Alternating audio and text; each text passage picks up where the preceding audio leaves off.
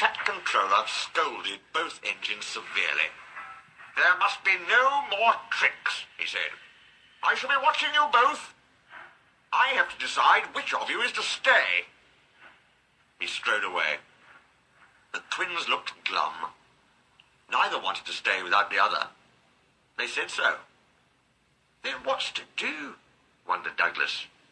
"Oh," said Donald, "each mun be as good as the other. Then he'll have to keep us both." Their plan was good, but they reckoned without a spiteful brake van. The van had taken a dislike to Douglas. Things always went wrong when he had to take it out. Then his trains were late, and he was blamed. Douglas began to worry. "You're a muckle nuisance," said Donald one day. "It's to leave ye behind I'd be wanting."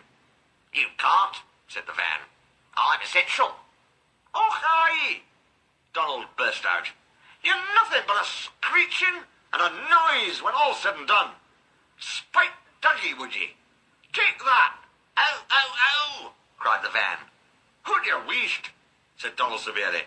"There's more coming if you misbehave." The van behaved better after that. Douglas's trains were punctual, and the twins felt happier. Then Donald had an accident. He backed into a siding. The rails were slippery. He couldn't stop in time and crashed through the buffers into a signal box. One moment, the signalman was standing on the stairs. The next, he was sitting on the coal in Donald's tender. He was most annoyed. "You clumsy great engine," he stormed. "Now you must stay there. You've jammed my points. It serves you right for spoiling my nice new signal box." The Fat Controller was cross too.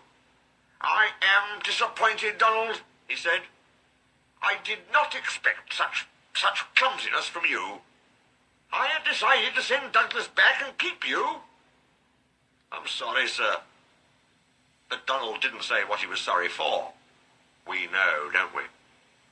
"I should think so too," went on the Fat Controller indignantly. "You have upset my arrangements. It is most inconvenient. Now James will have to help with the goods work, while you have your tender mended. James won't like that." The Fat Controller was right. James grumbled dreadfully. "Anyone would think," said Douglas, "that Donald had his accident on purpose. I hear tell," he went on, "about an engine and some tar wagons." Gordon and Henry chuckled. "Shut up," said James. "It's not funny."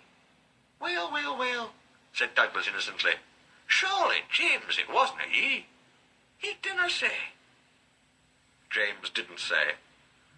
He was sulky next morning and wouldn't steam properly. When at last he did start, he bumped the trucks hard. "He's cross," sniggered the spiteful brake van. "We'll try to make him crosser still." "Hold back," whispered the van to the trucks. "Hold back," giggled the trucks to each other. James did his best, but he was exhausted when they reached Edward Station. Luckily, Douglas was there. "Help me up the hill, please," panted James. "These trucks are playing tricks." "We'll show 'em," said Douglas grimly. Come on, puffed James crossly. Get moving, you, puffed Douglas from behind. Slowly but surely, the snorting engines forced the unwilling trucks up the hill. But James was losing steam. "I can't do it, he panted. Leave it to me, shouted Douglas. He pushed and he puffed so furiously that sparks leapt from his funnel. Groaned the van. I wish I'd never thought of this. It was squeezed between Douglas and the trucks. Go on, it screamed, but they took no notice. The guard was anxious. Go steady, he yelled to Douglas. The van's breaking. It was too late. The guard jumped as the van collapsed. He landed safely on the side of the line. I might have known it would be Douglas. I'm sorry, sir. Maybe I was clumsy, but I wouldn't have been beaten by yon tricksy van. I see, said the Fat Controller. Edward brought workmen to clear the mess. Douglas was grand, sir, he said. James had no steam left, but Douglas worked hard enough for 3.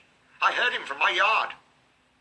2 would have been enough, said the Fat Controller dryly. I want to be fair, Douglas, he went on. I admire your determination, but I don't know. I really don't know. He turned and walked thoughtfully away.